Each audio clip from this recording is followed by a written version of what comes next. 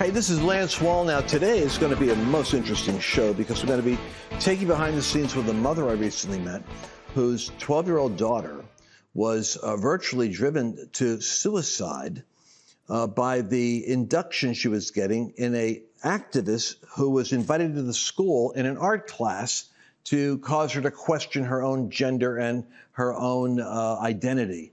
And it's a shocking story. You're going to love it, though, because bold mama bears are rising up, and there's a movement taking place in America that I think we're on the cusp of right now. And part of the challenge that we have is schools, especially government schools, are actually an ideological propaganda factory that messes with your kids. How are they going to learn the real history of the country? How will they ever actually learn what real economic responsibility is, or what personal responsibility is, or what individual rights are?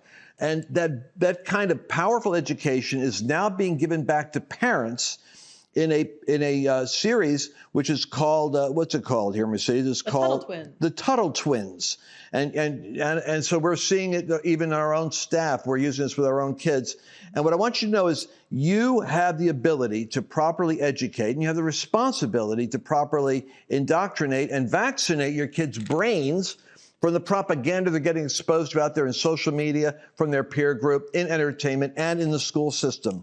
I want you to get your own copy of these powerful books. You could actually start with a 7-year-old. It's designed to break down complex ideas about government, about economics, so a 7-year-old can grasp it. I think the adults will probably learn something.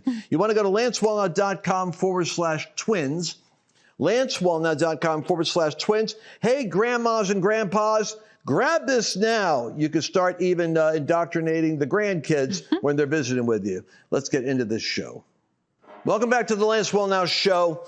You know, what we're dealing with in this ideological takeover of the United States has another feature to it. What I'm saying in my other segments is I believe that the attack on Trump is going to weaken the already weak Republicans, but it's going to gather strength with independents, and largely because there are other issues that are causing a tremendous dissatisfaction with the nature of the elites and their control of schools and their imposition in families. And we're seeing it more dangerously developed all the time as young people are explaining the tragic story they're going through with gender transitioning and the regrets they have. One of the greatest interviews, I'll have to get this for you in a future segment, is a Jordan Peterson segment, where Peterson says, hey, he said, you know, I could tell you the psychological development issue that's going on here.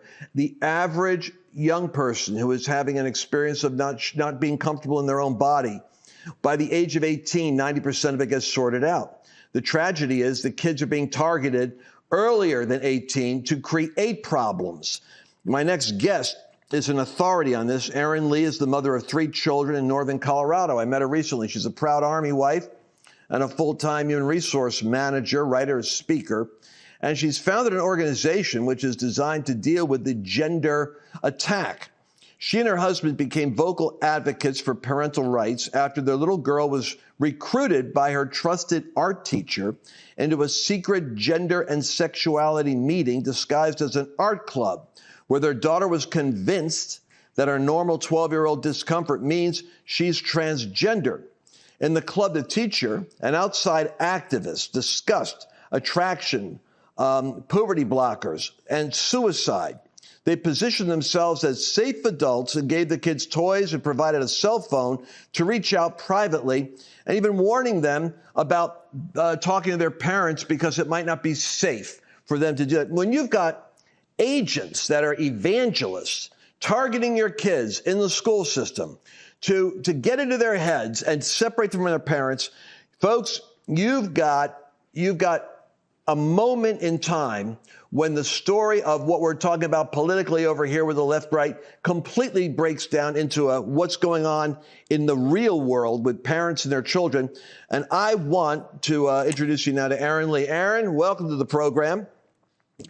And thanks for having me. And go ahead and tell us your story, because I just read it for people, but I mean, it's shocking. I mean, it's kind of hard to believe that this is going on and it's happening in multiple places where parents are completely oblivious to it. So tell us the journey that you've been on. Yeah, well, 2021, we had just moved to a new town. My daughter is a shy, introverted kid, and she had started at a new school, hadn't made a single connection with a student her age, thanks to the draconian lockdown standards of our school district. And one day, this art teacher, who was also her homeroom teacher, asked her to stay after school for art club. So we gave our permission for art club when she texted us last minute.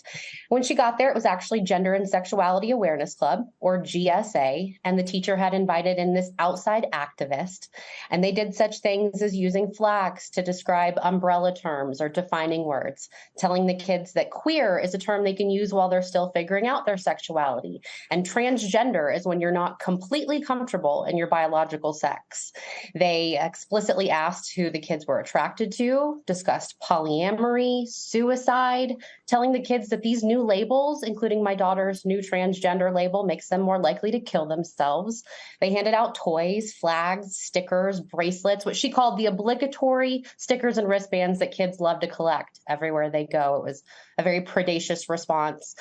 She handed out a personal cell phone number. She asked the kids to connect with her privately on Discord and WhatsApp, where there are quick hide features and where parents are not monitoring the conversation.